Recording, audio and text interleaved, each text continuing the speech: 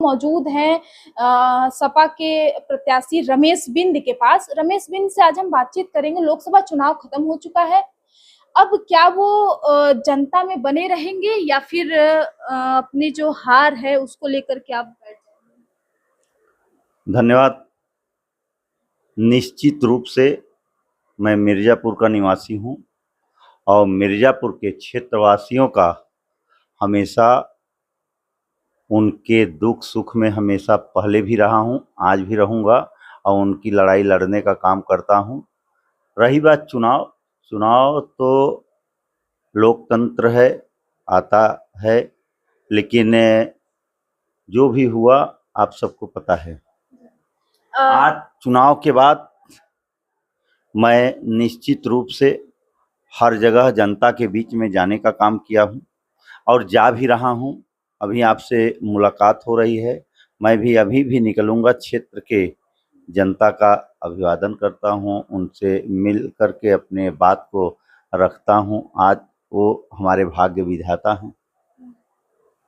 और एक सवाल निकल कर आया है कि जिस तरीके से इस बार लोकसभा का चुनाव हुआ है, वो मिर्जापुर में देखने को मिला है कि गांव में कोई नेता नहीं पहुंचा है।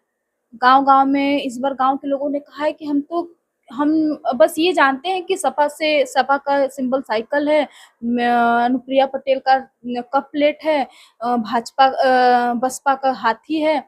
तो ऐसे लेकिन नेता दिखे नहीं इस बार में। सही बात है। जहाँ तक अपना सवाल है, टाइम पीरियड आपको कम मिला था? आपको मेरा टाइम थोड़ा सा कम रहा है। एक दिन पहले टिकट फाइनल हुआ, जस्ट आया, लास्ट दिन था, नामांकन किया। उसी दिन से मैंने जनता के बीच में जाना शुरू किया और निश्चित रूप से कह सकते हैं कि समय थोड़ा कम तो रहा है, लेकिन ऐसा नहीं रहा है। जनता ने अपना मन बना लिया था, जनता ने अपना मन बना लिया था और निश्चित रूप से जो परिणाम था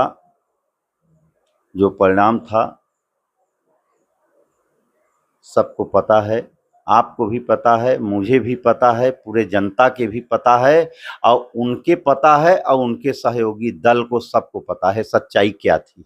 हमारे दर्शक देख रहे हैं, आपको ये बता दीजिए कि क्या पता है, वो आप बताइए कि इस बार क्या कुछ हुआ मिर्जापुर के लोकसभा चुनाव? सच्चाई तो सामने आ जाती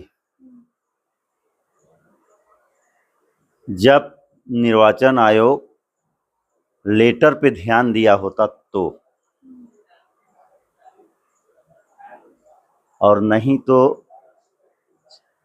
तो पहले अगर जैसे ईमानदार अधिकारी रहे, चाहे दिव्या मित्तल रही, चाहे संतोष मिश्रा रहे, अगर उनके रहतबे अगर ये चुनाव होता तो निश्चित रूप से निष्ठा ईमानदारी से काउंटिंग होती और निष्ठा ईमानदारी से काम होता। उसमें किसी प्रकार का धांधली कोई माइकलाल नहीं कर सकता था।